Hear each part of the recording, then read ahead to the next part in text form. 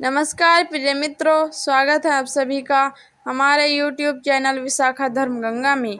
ऋषि मुनि एवं शास्त्रों से यह ज्ञात होता है कि अगर जाने अनजाने में किसी से पाप कर्म हो जाए तो उसका प्रायश्चित करने से पाप कम हो जाते हैं।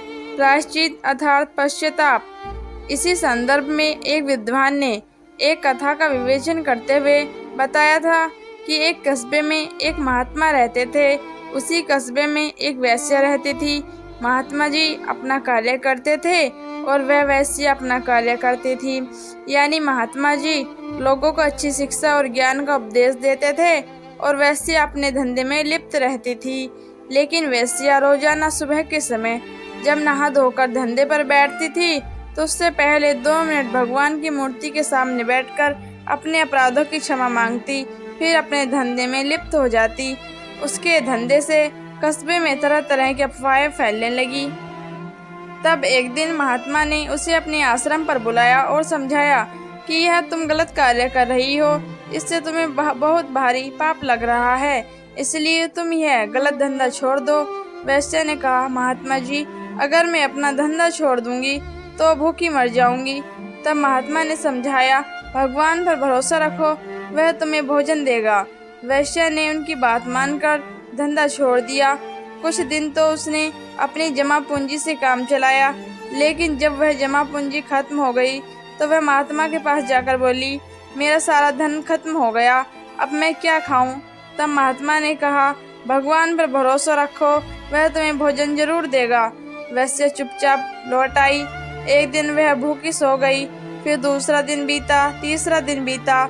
जब उससे भूख बर्दाश्त नहीं हुई तो वह पहले की भांति अपने धंधे में लिप्त हो गई और वही प्रक्रिया दोहराने लगी, अर्थात भगवान की मूर्ति के सामने 2 मिनट प्रायश्चित करती, फिर अपने धंधे में लग जाती। संयोग से ऐसा हुआ कि कुछ दिन बाद महात्मा का देहांत हो गया और उसी दिन वैश्या भी मर गई। वैदिक धर्म की मान्यता के अनुसार दोनों की आत्मा उनके शरीर से निकलकर यमराज के दरबार में गई।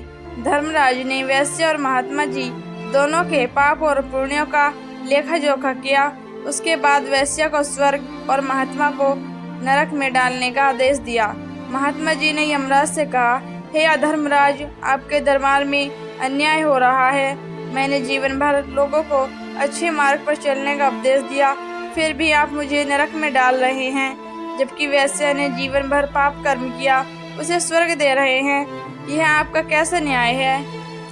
तब यमराज ने कहा, हम धर्मराज, हमारे दरबार में कभी अन्याय नहीं होता। देखो उधर पृथ्वी लोक में आपके शरीर को लोग गाजे बाजे के साथ दफनाने ले जा रहे हैं। वहां आपकी मजार बनाकर पूजा किया करेंगे। क्योंकि आपके शरीर ने आपके मुंह के प्रवचन किया था, इसीलिए आपके शरीर को सदगति हो रही है। लेकिन आपने मन में परमात्मा के प्रति वास्तविकता प्रेम नहीं था, बल्कि आपके मन में नाम कमाने की, चारों ओर प्रसिद्ध होने की लालसा थी। आत्मा से कभी आपने परमात्मा का सुमिरन नहीं किया, इसलिए यहाँ नरक में डाले जा रहे हो। उधर दूसरी ओर वैश्या को देखो, उसने शरीर से पाप कर्म किया था। उसके शरीर को लोग घसीटकर नाले में फेंक रहे हैं। उसके शरीर को चील को वे खाएंगे, लेकिन वह धंधे पर बैठने से पहले 2 मिनट ही सही, किंतु सच्चे मन से भगवान की मूर्ति के सामने बैठकर अपने पापों का प्रायश्चित करती थी। इसीलिए उसकी आत्मा को स्वर्ग प्राप्त हो रहा है। प्रायश्चित करने से सारे पाप नष्ट हो जाते थे।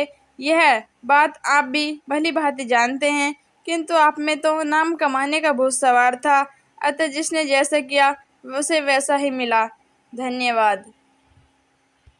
तो दोस्तों, हम दिन भर में क्यों ना कितना ही कर्म क्यों ना करें, लेकिन हमें भगवान के सामने बैठकर अपने कर्मों का प्रायश्चित जरूर करना चाहिए और अपने पापों की माफ़ी मांगनी चाहिए।